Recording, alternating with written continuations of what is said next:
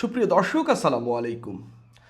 ত্রয়োদশ সংসদের প্রথম অধিবেশন বসার এক মাসেরও বেশি সময় পর মঙ্গলবার প্রথমবারের মতো কথা বলার সুযোগ পেয়েছেন বীর মুক্তিযোদ্ধা ফজলুর রহমান। তিনি তার প্রথম বক্তব্যে জাস্ট ফাটিয়ে দিয়েছেন এবং বাংলাদেশে যারা মুক্তিযুদ্ধের চেতনা ধারণ করেন এবং মুক্তিযুদ্ধকে যারা লালন করেন তাদের মন জয় করে নিয়েছেন। এটা বিএনপি, আওয়ামী লীগ, সর্বোপরি দলমত নির্বিশেষে যারা মুক্তিযুদ্ধের পক্ষের লোক তারা ব্যাপক আকারে এই বক্তব্য পছন্দ করেছেন এবং ফজলুর রহমানকে একজন বাঘের সঙ্গে তুলনা করছেন অনেকেই, এবং সংসদে তার এরকম বক্তব্য অনেকেই আরও আশা করছেন। তবে বিপরীতে কি ঘটেছে?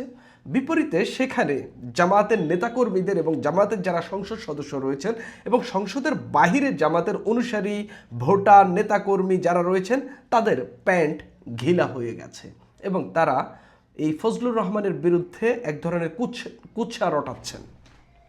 সংসদেই আমরা এটা নিয়ে ব্যাপক উত্তেজনা দেখলাম। মানে এখন পর্যন্ত এই ত্রয়োদশ সংসদের যতগুলো বৈঠক আমি দেখলাম, প্রথম অধিবেশনে যতগুলো বৈঠক আমি দেখলাম বা যতদিন পার হয়েছে, সবচেয়ে উত্তেজনাপূর্ণ বৈঠক বা উত্তেজনাপূর্ণ দিন গেছে এই মঙ্গলবার 28শে এপ্রিল দিনটি। ফজলুর রহমান এমন বক্তব্য দিয়েছেন, তার বক্তব্যের পর পুরা সংসদ উত্তেজনায় ভরে উঠেছে এবং স্পিকারকে এটা স্তিমিত করতে অনেক বেগ পেতে হয়েছে। কিন্তু এখানে একটা ইন্টারেস্টিং ঘটনা ঘটে গেছে। ফজলুর রহমানের এই বক্তব্যের পর বিএনপি দলীয়ভাবে কিংবা বিএনপির উচ্চ পর্যায়ের নেতারা ফজলুর রহমানের এই বক্তব্যকে সমর্থন করেননি। তিনি যে জামাতকে আঘাত করে বক্তব্য দিয়েছেন এবং তার বক্তব্যে যে জামাতের গায়ে আঘাত লেগেছে সেই আঘাতটা বিএনপির কেন্দ্রীয়ভাবে সমর্থন করেননি, বরঞ্চ বিএনপির কেন্দ্র থেকে বা বিএনপির উচ্চ পর্যায়ে বা ট্রেজারি ব্রাঞ্চে যারা ছিলেন তাদের দিক থেকে এটার এক ধরনের বিরোধিতাই করা হয়েছে। অর্থাৎ এটা ঐক্য নষ্টের একটা মতো বক্তব্য, এরকমটাই ইঙ্গিত পাওয়া গেছে। সেটা বিরোধী দল থেকেও পাওয়া গেছে এবং বিএনপির উচ্চ পর্যায়ের যে নেতারা এটা নিয়ে বক্তব্য দিয়েছেন তাদের বক্তব্য এটা ইঙ্গিত পাওয়া গেছে। আমি সেসব নিয়ে কথা বলবো এবং এর মধ্য দিয়ে একটা জিনিস স্পষ্ট বার্তা ফজলুর রহমানের কাছে গেছে যে তিনি এরকম বক্তব্য আর দিতে পারবেন কিনা সেটা নিয়ে সন্দেহ তৈরি হচ্ছে। আগে দেখি জনাব ফজলুর রহমান তিনি কি বলেছেন।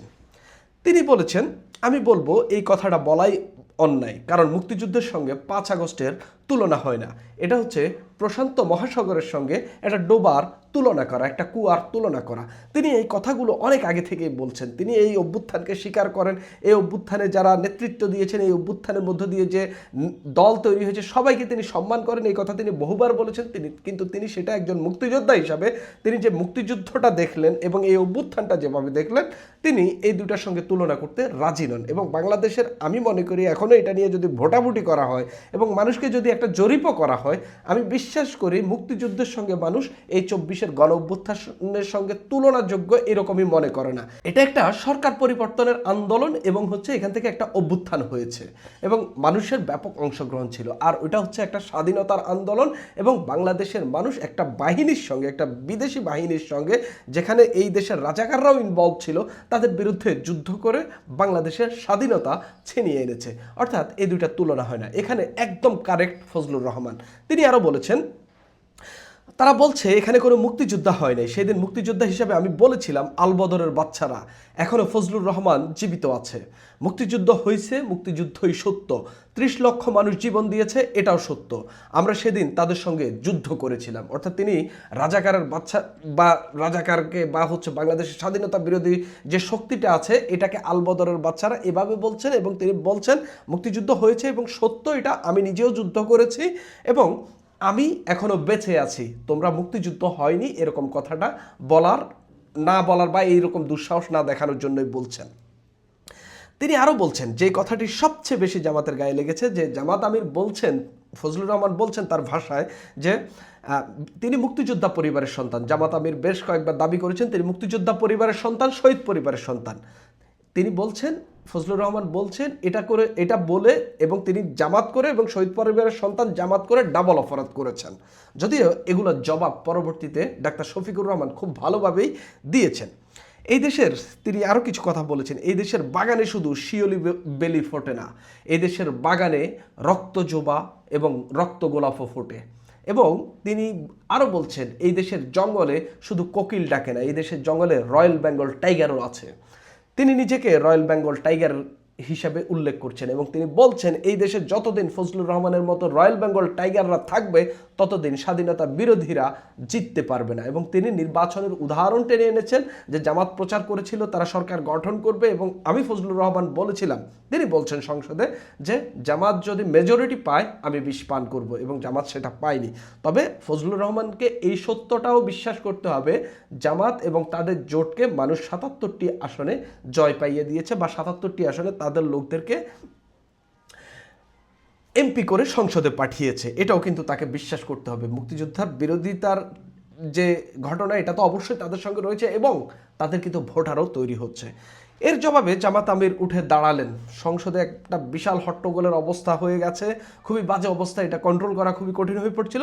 জামাত আমির তিনি দাঁড়ালেন যে তিনি ফজলুর রহমানকে তিনি প্রতিবাদ জানিয়ে তিনি বলছেন তিনি মুক্তিযুদ্ধে তার অবদান সব কিছু বলেছেন, কিন্তু নিজের অবদান বলতে গিয়ে আরেকজনের অবদানের উপর হাতুড়ি পেটানোর অধিকার কাউকে দেওয়া হয়নি। এরপরে দেখলাম যে সবাই টেবিল চাপড়াচ্ছেন এবং জামাতের আমিরের এই বক্তব্যকে সমর্থন করছেন। তিনি পার্সোনালি আমাকে হার্ট করেছেন, তিনি বলেছেন যে আমি বলে থাকি আমি শহীদ মুক্তিযোদ্ধা পরিবারের সদস্য বলেই তিনি এটাকে চ্যালেঞ্জ করেছেন। ২ নম্বর, উনি বলেছেন কোনো মুক্তিযোদ্ধা কিংবা শহীদ পরিবারের সন্তান কেউ জামাত ইসলামী করতে পারে না, তাহলে ওনাকে জিজ্ঞাসা করে করা লাগবে। আমিও মনে করি কোনো মুক্তিযোদ্ধা যদি জামাত ইসলামী করতে পারেন তিনি রাজনীতি হিসাবে কোনটাকে বেছে নেবেন সেটা।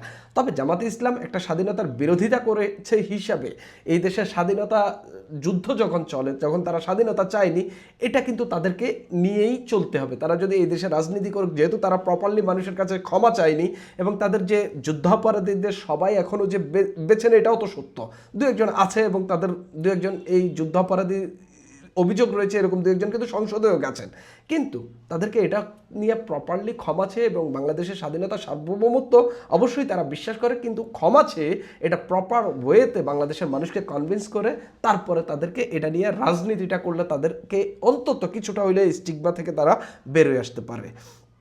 জামাতের আমির বলছেন আমার আইডেন্টিটি নিয়ে প্রশ্ন করা হয়েছে, এটা গুরুতর অপরাধ করেছেন। ফজলুর রহমান বলছেন জামাতের আমির ডাবল অপরাধ করেছেন এবং জামাতের আমির বলছেন তিনি আমার আইডেন্টিটি নিয়ে প্রশ্ন করছেন, এটা তিনি গুরুতর অপরাধ করেছেন। আমি আমার আদর্শ সিলেকশনের বিষয়ে উনি কথা বলেছেন, এটা বাড়তি অপরাধ করছেন, অর্থাৎ একজন আরেকজনের বিরুদ্ধে অপরাধ করার অভিযোগ তুলছেন। আমি এই দুটি ঘটনাকেই হচ্ছে দুজনের বাকবিতণ্ডা এবং হচ্ছে মুক্তিযুদ্ধের পক্ষে এবং মুক্তিযুদ্ধের জামাতের যে ডিফেন্ড করার সেই জায়গা থেকে দেখলাম। কিন্তু যখনই জনাব সালাউদ্দিন আহমেদ বিএনপি স্থায়ী কমিটির সদস্য এবং স্বরাষ্ট্রমন্ত্রী তিনি উঠে দাঁড়ালেন, আমি ভাবলাম যে তিনি হয়তো ফজলুর রহমানের বক্তব্যটাকে সমর্থন করবেন এবং এটা নিয়ে আসলে সংসদের রেকর্ড রাখার জন্য হয়তো তিনি বলেছেন এরকম কথাবার্তা তিনি বলবেন।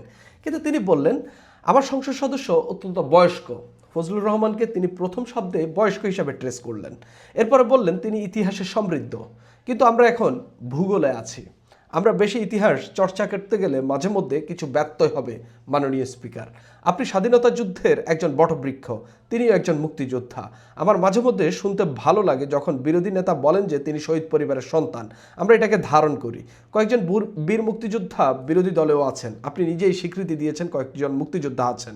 স্বরাষ্ট্রমন্ত্রী বলছেন আমরা এখানে যখন জাতীয় মুক্তিযোদ্ধা কাউন্সিলের বিলটা পাশ করি তখন জামাতে ইসলামী ছিল, অর্থাৎ তাদের এখানে সমর্থন ছিল। তিনি বলছেন যে হচ্ছে আমরা এই অতীত ইতিহাস বেশি না বলে আর দেশটাকে বা আমাদের মধ্যে বিভাজন তৈরি করতে চাই না। অর্থাৎ তিনি ফজলুর রহমান যে বক্তব্য দিয়েছেন সেই বক্তব্যটাকে এক ধরনের খারিজ করে দিয়েছেন বা হচ্ছে তিনি এই বক্তব্যটাকে খুব একটা সমর্থন জানাননি। অর্থাৎ বিএনপির স্ট্যান্ডই এটা এবং জামাতে ইসলামের সঙ্গে ঐক্যটা তৈরি রাখার জন্য এবং জামাতে ইসলামী যেন বিএনপিকে খুব বেশি তুলোধনা করতে না পারে সেজন্য তিনি জামাতে ইসলাম এই ঘটনায় জামাতে ইসলামের পক্ষেই থাকলেন এবং ফজলুর রহমান যা বলে ফেলেছেন এটাকে খুব বেশি প্রমোট করেননি। তবে এই ঘটনারও ফজলুর রহমানকেও আমরা দেখলাম এরপরে বক্তারা কিছু বক্তা সমর্থন করেছেন, এর মধ্যে আন্দালিব রহমান পার্থ অন্যতম। তিনি বলেছেন যে হচ্ছে মুক্তিযুদ্ধের কথা যখন আসবে জামাতের বিরোধিতার কথাও আসবে, কারণ আমি তো হাওয়ার সঙ্গে যুদ্ধ করিনি, আমি পাকিস্তানি মিলিটারির সঙ্গে যুদ্ধ করেছি এবং এখানকার রাজাকারের বিরুদ্ধে যুদ্ধ করেছি, এটা তো সত্য কথা। অর্থাৎ যখন মুক্তিযুদ্ধের কথা আসবে তখন রাজাকারের প্রসঙ্গ আসবে, তখন আমরা যে তাদের বিরুদ্ধে যুদ্ধ করেছি তখন আমাদেরকে আসলে এখানে বিভাজন হইতে হবে। তিনি এরকমটাই আমরা বিভাজন হব না হচ্ছে ধর্মের ভিত্তিতে, অর্থাৎ আমরা বিভিন্ন ধর্মের মানুষ থাকলেও সবাই এক থাকবে, এখানে আমরা বিভাজন হব না। কিন্তু তিনি বলছেন যখনই মুক্তিযুদ্ধ আসবে তখনই আসলে আমাদেরকে বিভাজন হতে হবে, কেননা আমরা রাজাকারের বিরুদ্ধে যুদ্ধ করেছি এবং রাজাকার এবং তাদের সমর্থক যারা রয়েছেন বা তাদের আদর্শের অনুসারী যারা রয়েছেন তাদের সঙ্গে আমাদের বিভাজন হবে। তিনি স্পষ্টত এই ইঙ্গিতটাই দিলেন এবং এর মধ্য দিয়ে ফজলুর রহমানের বক্তব্যকে তিনি সমর্থনই করলেন। এরপরে নোয়াখালী 2 আসন আমার আসনের এমপি বক্তব্য দিলেন জনাব জয়নাল আবেদিন ফারুক। তিনি আসলে এইসব বিষয় নিয়ে কথাবার্তা বলেছেন এবং সেখানেও তার কথাবার্তার মধ্যেও জনাব ফজলুর রহমানের বক্তব্যের কিছুটা সমর্থন পাওয়া যায়, কিন্তু বিএনপির কেন্দ্রীয় নেতাদের বা ট্রেজারি বেঞ্চের কারোর দিক থেকে তার বক্তব্যের সমর্থন পাওয়া যায় না। যখন মঙ্গলবার এই ঘটনাগুলো ঘটল, বুধবার আবার সংসদ অধিবেশন বসেছে। সংসদ অধিবেশনে পররাষ্ট্র প্রতিমন্ত্রী শামা ওবায়েদ তিনি উঠে দাঁড়ালেন এবং তিনি একটা আর্জি জানালেন। তিনি জানালেন যে হচ্ছে সংসদে যারা বীর মুক্তিযোদ্ধা আছেন তাদেরকে সম্বোধন করার আগে যেন বীর মুক্তিযোদ্ধা শব্দটি বলা হয়। এরপরই স্পিকার বললেন যারা প্রতিমন্ত্রী বীর মুক্তিযোদ্ধার সংজ্ঞা পাল্টে গেছে, যারা অস্ত্র হাতে যুদ্ধ করেছেন এখন শুধুমাত্র তারাই বীর মুক্তিযোদ্ধা, বাকিরা সহকারী মুক্তিযোদ্ধা। এখন এখানে কতজন অস্ত্র হাতে যুদ্ধ করা মুক্তিযোদ্ধা আছেন এটা নিয়ে তিনি কথা বলেছেন। যদি এরকম কেউ থেকে থাকেন তাহলে কিন্তু তাকে প্রাপ্য সম্মানটা বা প্রাপ্য মূল্যায়নটা দেওয়া যেতে পারে। এর বাইরে আমরা আসন ভিত্তিক যে পরিচয় সেভাবেই আমরা অ্যাড্রেস করব। অর্থাৎ তিনি এর মধ্য দিয়ে বলার চেষ্টা করেছেন যে এখানে যারা মুক্তিযোদ্ধা আছেন এর মধ্যে কতজন অস্ত্র হাতে মুক্তিযুদ্ধ করেছেন। এবং এর বাইরে আমরা দেখতে পেলাম ফজলুর রহমানের এই বক্তব্যের পর সোশ্যাল মিডিয়াতে ব্যাপক আকারে প্রচার করা হচ্ছে যারা ফজলুর রহমান মুক্তিযোদ্ধা কিন্তু সহকারী মুক্তিযোদ্ধা, কিন্তু তিনি অস্ত্র হাতে যুদ্ধ করেননি, এরকম বক্তব্য আমাদের সামনে হাজির করা হচ্ছে। আমি এখন পর্যন্ত কনফার্ম হতে পারিনি তিনি অস্ত্র হাতে যুদ্ধ করেছেন কিনা, আমি চেষ্টা করব তার একটি বক্তব্য নেওয়ার জন্য এই ঘটনার ভিত্তিতে। এখন যেটা ঘটে গেল সেটা হলো বিএনপি সরকার পরিচালনা করছে এবং বিএনপির এর পেছনে জামাতের সমর্থন খুবই দরকার। এবং জামাত যদি খুব আন্দোলন তৈরি করে ফেলে বা জামাত যদি বিএনপির সঙ্গে অনৈক্যের পথে হাঁটে, এটা বিএনপির জন্য একটা বড়সড় বিপদ, বা বাংলাদেশকে পুনর্গঠন করার ক্ষেত্রে এটা বিএনপির জন্য একটা আনস্টেবিলিটি তৈরি করবে। সেই জায়গা থেকে বিএনপি চাচ্ছে জামাতকে কোনো রকমে ওই যে ভাই বন্ধু বা হচ্ছে কোনো রকম যেভাবে রাজনৈতিকভাবে একটা ঐক্য রক্ষা করে কোনো রকমে মিলমিশ করে চলা যায় সেই চেষ্টা চালাচ্ছে। তো জনাব ফজলুর রহমানের এই বক্তব্যের পর জামাতের আমির স্পষ্টই বলেছেন যে সরকারের পক্ষ থেকে ঐক্যের কথা বলছে, আমরা ঐক্যের দিকে হাঁটছি, কিন্তু উনি যে কথাগুলো বলছেন তিনি জামাতের আমির একটা ইঙ্গিত দিয়েছেন ফজলুর রহমানের এই কথার পর একটা বিভেদ তৈরি করবে। এরপরে আমরা দেখলাম এরপরে জামাতের নেতা কর্মপরিষদ সদস্য শাহজাহান চৌধুরী বক্তব্য দিয়েছেন, তিনিও ইতিহাস বলেছেন, কিন্তু সেটার বিরোধিতা কিন্তু কেউ করেননি। কিন্তু ফজলুর রহমানের ইতিহাসের বিরোধিতা অনেকেই করেছেন। অর্থাৎ ফজলুর রহমান যে মুক্তিযোদ্ধাকে ধারণ করেন, মুক্তিযুদ্ধকে ধারণ করেন, মুক্তিযুদ্ধের চেতনাকে ধারণ করেন, সেই ধারণ বা সেই মুক্তিযুদ্ধের চেতনা নিয়ে তিনি সংসদে অনেকটাই বিচ্ছিন্ন হয়ে পড়েছেন বলে আমার কাছে মনে হচ্ছে এবং ফজলুর রহমান নিজেও এটা ফিল করতে পেরেছেন। আমি গত 2 দিন ধরে এই বক্তব্য দেওয়ার পর আমি তার চেহারা দেখলাম এবং তিনি আসলে কারো বক্তব্যেই সম্ভবত আন্দালিব রহমান পার্থ এবং জয়নাল আবেদিন ফারুক ছাড়া আর কারো বক্তব্যে তিনি খুব বেশি খুশি হতে পারেননি এবং তিনিও এটা বুঝে গেছেন বা একটা বার্তা পেয়েছেন যে আসলে আমি এই কথাগুলো বলাটা আমার জন্য কঠিন হয়ে পড়েছে। এখানেই আমি স্পষ্টত দেখতে পাচ্ছি যে বিএনপি জামাতের সঙ্গে ঐক্যের ক্ষেত্রে ফজলুর রহমানের মতো মুক্তিযোদ্ধার বক্তব্যকে খুব বেশি প্রমোট করবে না, খুব বেশি অ্যালাউ করবে না। হয়তো তিনি বক্তব্য দিতে পারবেন কিন্তু এটা বিএনপি নিজেদের বক্তব্য হিসাবে বা নিজেরা এটাকে প্রমোট সেভাবে করবে না। সুপ্রিয় দর্শক, এখন এই পর্যন্তই।